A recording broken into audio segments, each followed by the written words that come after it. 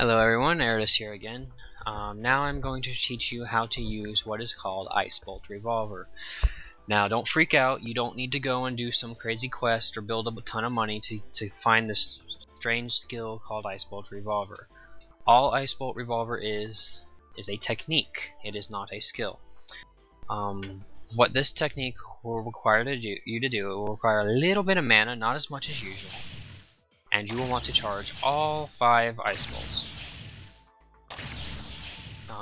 Generally, you don't want to be in combat while you're firing ice bolts, because if you get hit, then you lose your bolts, and then it's a pain to go and try and get them all back if you're first starting out.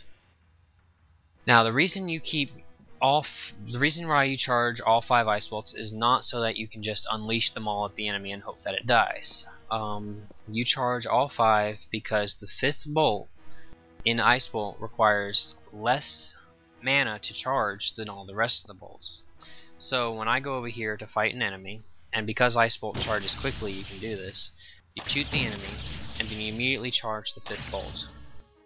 This requires much less mana than most other methods. This is used mainly for if you're fighting through a weak dungeon, or you're doing a very long shadow mission that requires you to use a lot of mana. That's about the only times that people would usually use this. I personally prefer to use this a lot. This is one of my favorite techniques, but that's because I like Ice Bolt. You can choose to use whatever you wish.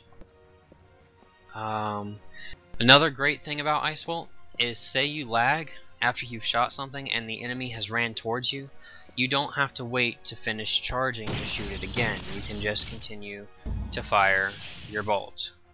Whereas if you were to use something like Lightning Bolt and you shot, you would have to wait for your person to finish charging and then hope it charges in time for you to shoot the enemy again. This isn't a problem at higher levels, but when you're first starting out, you might want to stick with just using Ice Bolt Revolver until you can either you have a good enough connection to handle it, or you're fighting a slow monster, or you have a high enough rank to charge fast enough. I don't know if I said that already. Well, I hope you enjoyed this tutorial.